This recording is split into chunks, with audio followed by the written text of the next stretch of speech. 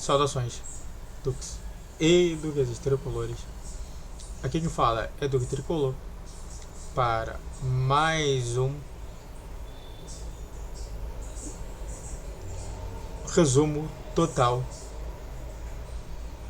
Análise do Tricolor, resumo total do Flu na Copa do Mundo de Clubes. É um vídeo que, bom, tem dois lados dessa moeda inicialmente que eu quero comentar. Mas antes disso, entendo que o YouTube Live vai voltar algum dia. Fica tranquilo. Tá? Fica tranquilo. Bom. Se a gente for pro lado da expectativa versus realidade, é muito louco a gente dizer que o Fluminense demorou tanto tempo para sair. Tá? Porque qual era a expectativa que realmente a gente via e que até eu falava? Não, o Fluminense ele vem, vai jogar até as oitavas de final e depois vai embora. E de fato, né, depois que a gente descobriu que o nosso adversário, o primeiro adversário nas oitavas de final seria o Inter de Milão, de fato isso daí não seria tão insano dessa maneira. Tá? Mas passamos. Aí depois a gente está entre dúvida entre pegar o Al Hilal ou o Manchester City. Pegamos o Al Hilal, que derrotou o Manchester City. E passamos do Al Hilal. Ou seja, a nossa expectativa versus realidade nesse lado é um saldo extremamente positivo. Eu acho que se alguém falasse pra mim assim, então, se alguém falasse pra mim lá atrás, oi, eu sou o Duque do Futuro. Duque do Futuro? Tá, mas como é, tá, não precisa me explicar exatamente, mas o que você veio falar aqui? Então, eu vim falar aqui sobre o Fluminense no Mundial de Clubes. Pô, Fluminense Mundial de Clubes, você tá de sacanagem? Pô, você viu o time que a gente pegou? Na fase de grupos? Pô, aqueles Sandals que, pô, ganhou a Copa da África massacrando ao Ali. Que a gente pegou um Borussia Dortmund que era finalista da penúltima Copa do Mundo da penúltima UEFA Champions League. Pô, pelo amor de Deus, você quer falar o quê? A gente perdeu logo na fase de grupos? Então, calma, Duque do passado, calma. Não, a gente não perdeu na fase de grupos. A gente se classificou na fase de grupos. Pô, que milagre! Aleluia, Senhor! Obrigado, Senhor! Que legal, obrigado, Senhor! É sério? Tá bom, mas a gente vai pegar quem na fase de... Nessa fase de mata-mata? O Inter... Quem? A gente vai pegar o Inter de Milão. Calma aí. Esse Inter de Milão que tá na final da UEFA Champions League perdeu de 5, tudo bem, mas tava na final? Não, perdemos. Perdemos, né? Não perdemos? Não, você tá viajando. A gente ganhou.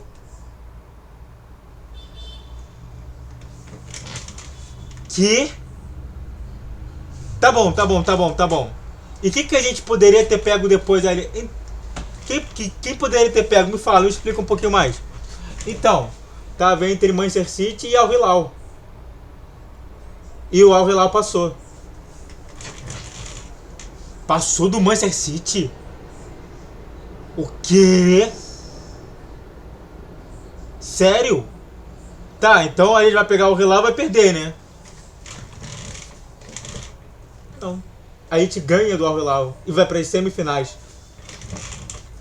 Você tá maluco? Você tá doido? Mentiroso? Tudo bem, né? Eu tenho que acreditar em mim mesmo, mas cara, desculpe. Você tá maluco? A gente não contratou ninguém. Ninguém. Me fala o seguinte, então a gente contratou um monte de gente. Não, contratamos uma pessoa só. E ela, na fase de grupos, veio machucada. Uma pessoa? O Neymar? Será? Falaram que tá machucado, não tava indo muito bem. Soteldo.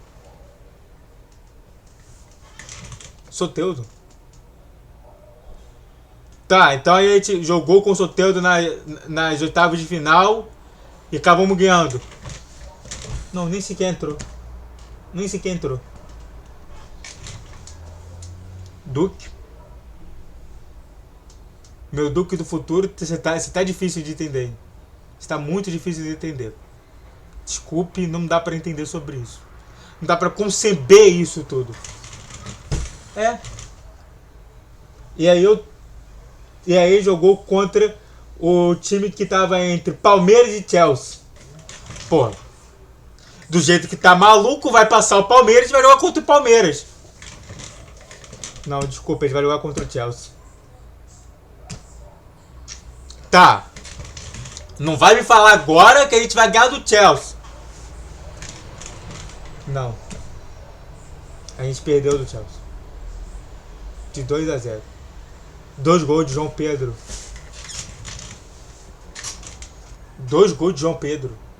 Mas o João Pedro não estava jogando lá no Brighton? Como assim? Então, tem uma regra escrota que permite você jogar com um jogador. Que você pode contratar o jogador. E ele vai acabar metendo 2 gols na gente, mas não vai comemorar.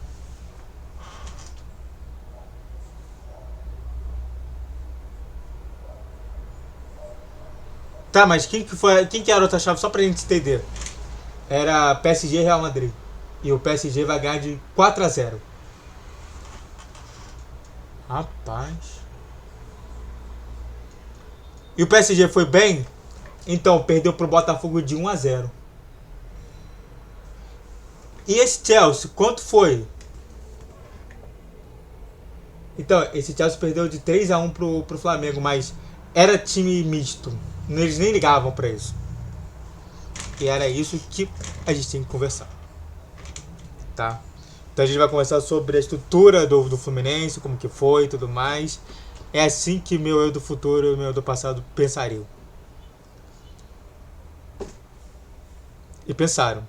Tá bom? Antes de a gente falar mais sobre esse tema, se inscreva no canal, faça o trilho para você que curte, comente e compartilhe. Rede social da Criante Vídeo, Vitor G 10, 12, 20 horas. Pix na tela. E vamos continuar a falar mais sobre. Vamos lá. Eu acho que a primeira coisa que a gente tem que falar é sobre como que foi moldado esse grupo do Fluminense, tá?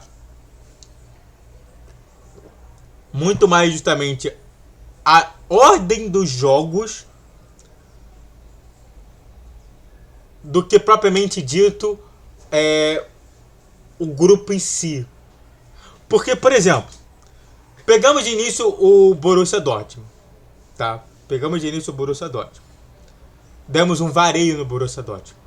Nós fomos o melhor em campo.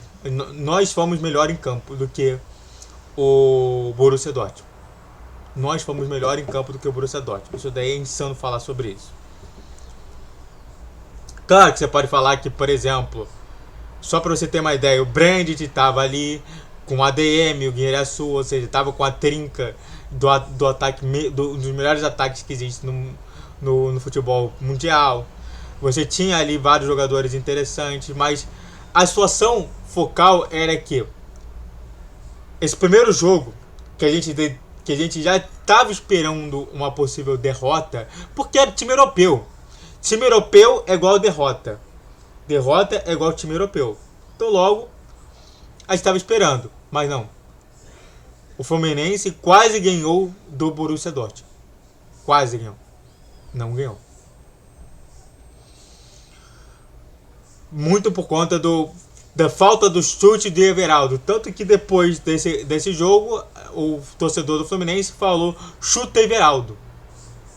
Isso é importante falar.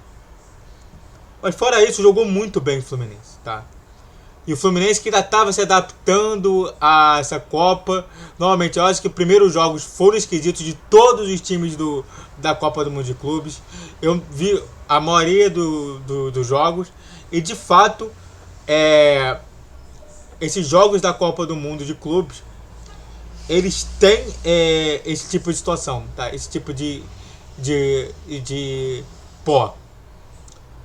Primeiro jogo foi bem esquisito para todo mundo. Então, aproveitar essa esquisitice justamente e a gente acabou empatando.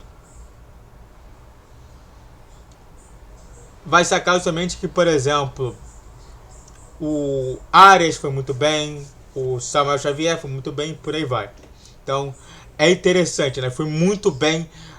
Demos sorte de que o primeiro jogo do Fluminense foi contra o Borussia Dortmund, que ainda estava se aquecendo para o Mundial de Clubes.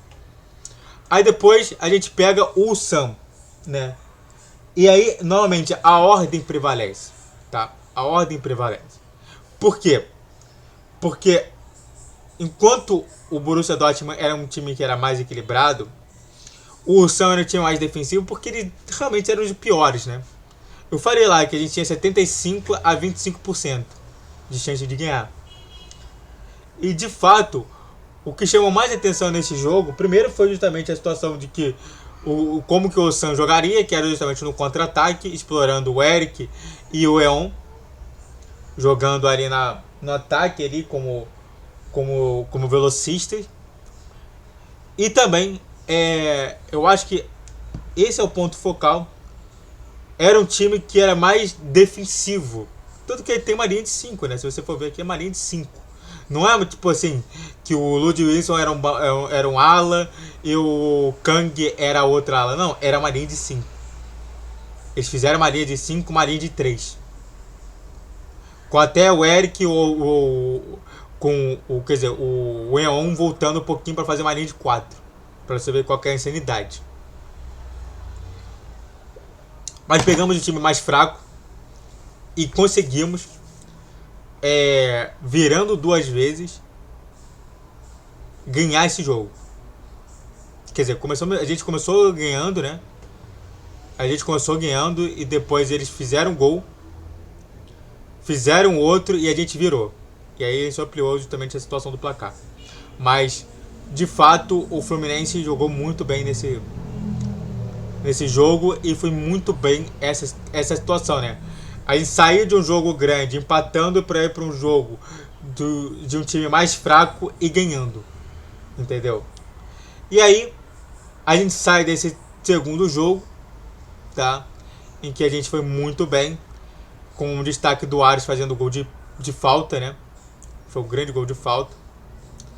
E o Fluminense indo muito bem nesse campeonato, com 4 pontos, mas o Borussia Dortmund também tinha 4 pontos. E o Mamelodi já tinha vencido o próprio Ulsan e ficado com 3. Então era perigoso. E aí surge o quarto jogo, que foi contra o Mamelodi. O Mamelodi que não é um time fraco, tem jogadores interessantes, tá? O Lucas Ribeiro, o Allende e o Reines foram jogadores que realmente eu gostei de ficar vendo nesse Fluminense. E de fato, a história desse jogo era: beleza, a gente vai fazer o quê? A gente vai jogar pra valer ou a gente vai jogar escolhendo o lado da chave que a gente acha que é melhor? E a informação que a gente tinha é que provavelmente o primeiro colocado seria o River Plate e o segundo colocado seria o Internacional de Milão. Acabou não acontecendo o River Plate. Acabou que a gente pegou o Internacional de Milão, mas o do outro lado também tinha o Monterrey, que acabou passando. A situação justamente desse jogo específico foi justamente essa. A nossa proposta inicial era, primeiro, que se o Fluminense, se o Borussia Dortmund empata e o Mamelodi ganha, o Mamelodi fica em primeiro, o Fluminense fica em segundo, e o Borussia fica em terceiro. Isso daí era importante comentar. Sem gols, por exemplo. Então o Borussia tinha que vencer. E do nosso lado, pela estratégia que o Renato Gaúcho fez e pelos aqueles 80 minutos do segundo tempo, em que normalmente você veria uma falta sendo cobrada e tendo bastante jogador, ainda mais justamente de cantinho, né, de uma falta mais num canto, você não tinha ninguém. Demonstrando justamente que o Fluminense se propôs a não ganhar esse jogo, mas também não perder. Então foi importante de ver isso tudo, tá?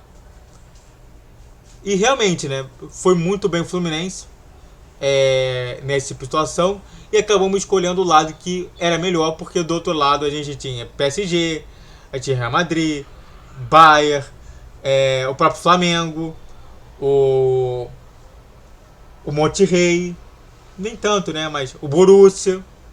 Então olha só como que aquele lado ficou mais descompensado do que o nosso, que tinha times fortes, mas não era tanto assim, entendeu? Então foi importante esse empate e novamente tanto eles não conseguiam fazer muita coisa, como também a gente também não conseguia fazer muita coisa. Basicamente era isso. Aí a gente chega justamente no nosso jogo contra o Inter de Milão, tá? No nosso Inter de Milão. E aqui a gente muda completamente tudo, tá? Enquanto a gente estava jogando em um esquema inicial em que a gente estava acostumado até jogando com 3 volantes e 3 atacantes, aqui com 2 volantes, 3 atacantes e um meio armador, que é justamente as nossas 2 opções técnicas que a gente faz no Brasileirão, e aqui a gente também continuou voltando ali, o Fluminense entendeu que realmente para jogar as fases finais tinha que jogar de um estilo que ainda vou falar adiante, mas que tinha justamente com 3 zagueiros e 3 volantes, deixando o Cano e o Ares livre para atuar ali na frente. E foi por conta de um gol logo no início do jogo, aos 2 a 3 minutos, né? 3 minutos de jogo, que o Cano fez o gol, que fez justamente o Internacional, o Inter de Milão, ter que vir mais adiante, e depois, mais no final da história, com a gente pressionando, fez outro gol com o Hércules aos 93 minutos, encerrando justamente esse primeiro gol, esse primeiro jogo contra da fase final, das fases finais desse Mundial de Clubes, tá? Com o Lautaro ficando puto e revoltado, né, que era pra ter jogado mais e não jogou nada, e de fato, pra mim, quem jogou, o Thuram não jogou nada, e não entendi porque o Thuram começou jogando, porque você tem um jogador que nem o Espósito, que estava jogando muito, jogando bem e fazendo gol, por que você tirar o Espósito e colocar o Thuram nessa fase de grupo? Porque ele não estava jogando, o Thuram não entrava justamente em nenhum jogo. Então foi muito estranho esse Inter de Milão aqui, e muito por conta do Kivu, que não entendeu que não era para tirar o Sebastiano Espósito, tá? Com o Espósito o Inter de Milão jogou melhor ainda, tá? Melhor ainda. Mas se você for notar, eles estão jogando também com 3 volantes, quer dizer, 3 zagueiros e 3 volantes. Isso daí justamente foi uma marca que depois ficou negativa para o Fluminense. Por quê? Porque o Fluminense também jogou contra isso, com 3 volantes e 3 zagueiros, contra o Al Hilal, que pra mim não era pra ter, tá? Não era pra ter jogado dessa maneira.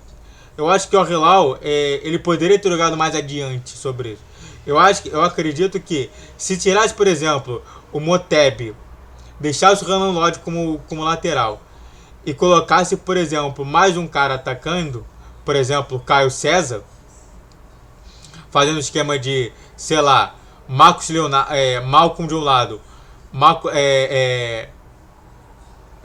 exatamente isso, Marcos Leonardo de um lado, o de centroavante, com o Malcolm no meio, você teria o Caio César numa ponta e você teria o Mikhailovic Savic numa outra ponta, com o Cano e o Dalser ali, talvez o Al Hilal tivesse vencido da gente. Mas a estrutura era justamente aquela mesma que fez ganhar contra o Inter de Milão, contra o Manchester City. Que era somente apostar nos contra-ataques, apostar nos ataques e apostar somente no Koulibaly nas bolas paradas. Entendeu? Mas foi interessante de ver isso, e novamente com os gols de Martinelli e Ekros para fechar o jogo 2-1. E novamente, se você for ver a estrutura até aqui, você tem: a gente não meteu gol no Borussia, a gente começou metendo gol contra o Sam, a gente não meteu gol no Sundowns, a gente começou ganhando, a gente começou ganhando do Inter de Milão, e a gente começou ganhando contra o Al Hilal. E essa estrutura, ela se permaneceu de novo. Porém, se você for ver, a estrutura começou ganhando, empatou, começou ganhando, empatou. Porém, quando o Fluminense começou perdendo, com o gol de João Pedro, não deu bem.